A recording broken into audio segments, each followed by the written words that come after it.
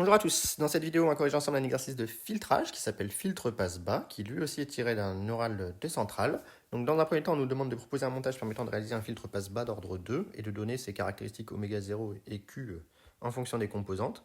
Donc on va prendre le plus simple, le RLC série, sur le condensateur. Ça c'est ce qu'on appelle aussi la résonance en tension.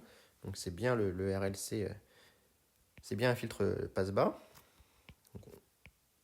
On prend un circuit RLC série, tout simplement. Voilà.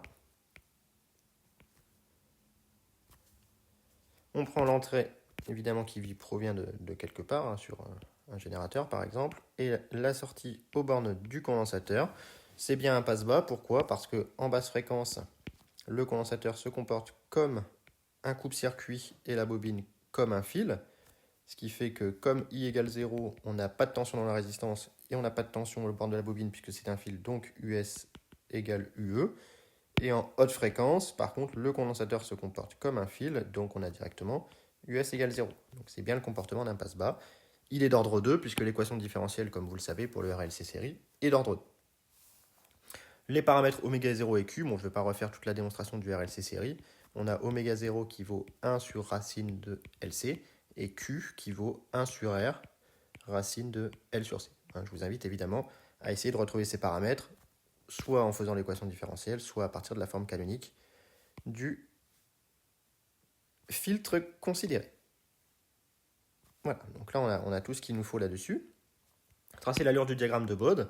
Donc là, évidemment, pour pouvoir tracer l'allure du diagramme de Bode, il faut commencer par calculer la fonction de transfert. Par diviseur de tension, on trouve que c'est ZC divisé par ZR plus ZL plus ZC.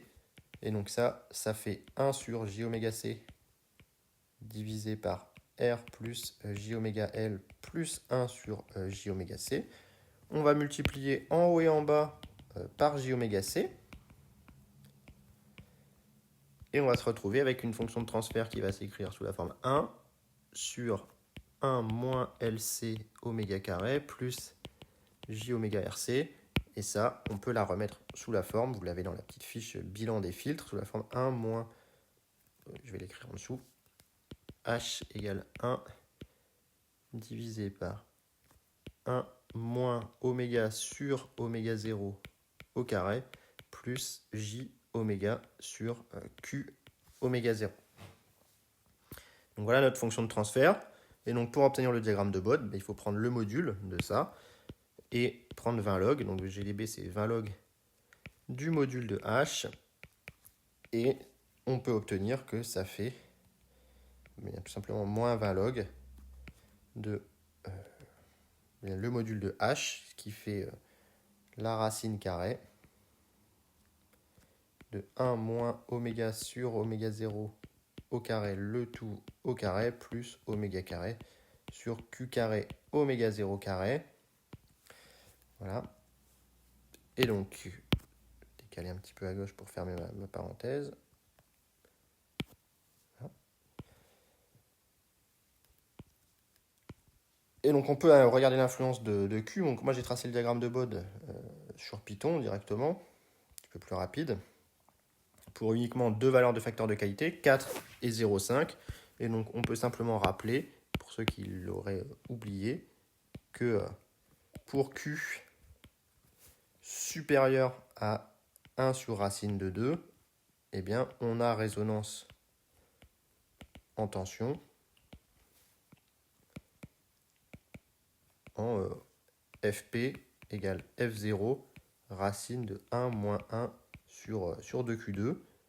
Et donc ici, on voit bien que pour Q égale 4, on a la résonance. Pour Q égale 0,5, on n'a pas la résonance. Sachez qu'ici, j'ai travaillé avec une fréquence F0 qui a été choisie à 100 Hz dans le cas de mon tracé du diagramme de Bode, par un choix complètement arbitraire. Et donc, j'ai mis deux valeurs de facteurs de qualité possibles pour obtenir les diagrammes de Bode. Voilà. Donc, ensuite, on me donne soit deux signaux sinusoïdaux F et G sans valeur moyenne de même amplitude A, sans phase à l'origine et de fréquences proches F1 et F2 égale F1 plus delta F. Et on multiplie les deux, on veut la décomposition en série de Fourier. Donc, c'est la question 3, ici. 3 petit a. Donc on a que m de t est égal à k fois a cos 2pi f1t fois a cos 2pi f1 plus delta f t. Voilà. Et donc on va utiliser le fait que cos a cos b est égal à 1 demi de cos a plus b plus cos a moins b pour aboutir à m de t égale à k facteur de a carré sur 2. Le a carré, puisqu'on multiplie a avec a, le 1 demi vient de la formule de trigonométrie. Il va nous rester cos 2pi.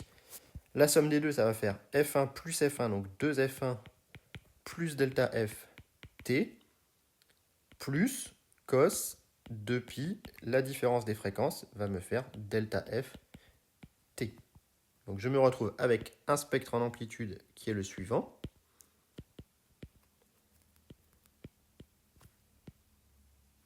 Donc je n'ai pas de valeur moyenne résultante. Simplement ici, en fonction des fréquences, pardon. Donc je vais avoir une composante en delta f, ici, et d'amplitude k a carré sur 2. Voilà. Et une amplitude qui va être beaucoup plus loin, qui est en 2f1 plus delta f, qui est donc très très grand devant delta f, et donc qui est beaucoup plus loin, même amplitude, k a carré sur 2. Donc cette amplitude, cette composante violette vient du 2pi f1 plus delta f, ici, et la rouge vient du 2pi delta f t. Donc voilà le spectre en amplitude du signal d'entrée. Et donc montrer que le filtre précédent permet de déterminer delta f, et bien si on filtre avec un passe-bas tel que f0 soit supérieur à delta f et f0 soit inférieur à 2f1 plus delta f, eh bien on va récupérer un signal sinusoïdal de fréquence delta f, tout simplement. Imaginez que je mette mon filtre maintenant ici, avec sa fréquence centrale f0 qui est ici.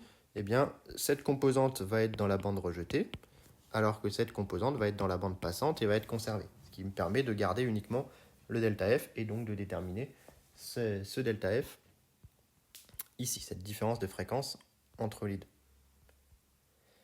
Donc on nous demande de représenter m de t puis la tension de sortie du filtre. Donc j'ai fait moi sur Python des petits graphes avec, on a pris k égale 1, volt moins 1, on a pris a égale 1 volt pour simplifier un petit peu, et j'ai pris f1 qui valait 100 Hz et f2 qui vaut donc 105 Hz, des fréquences assez proches entre les deux. Et donc j'ai représenté plusieurs choses. Déjà le signal d'entrée avec son spectre, ça c'est la première chose.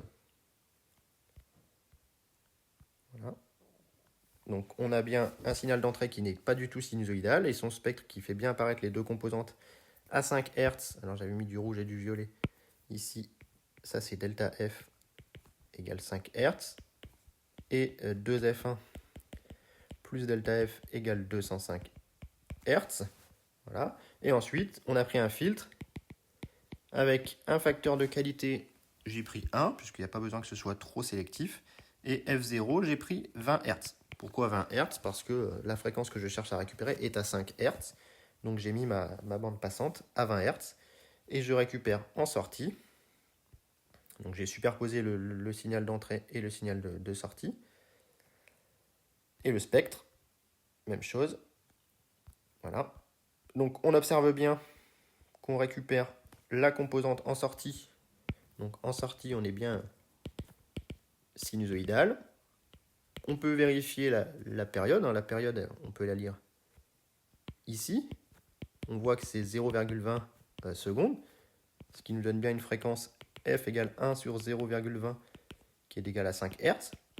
qui est donc égal à delta F. Donc on a bien réussi à filtrer. On récupère une amplitude qui vaut 0,5 volts, comme attendu. Et on le voit bien sur le spectre qu'on a éliminé la composante d'entrée, ici à 205 Hz. Donc on a bien effectué le filtrage du signal modulé pour récupérer uniquement le delta F qui valait 5 Hz. Donc voilà pour cet exercice sur un signal modulé qui est tiré d'un oral de centrale. Donc j'espère que la correction vous a plu. Et si vous avez des questions, n'hésitez pas à les mettre en commentaire.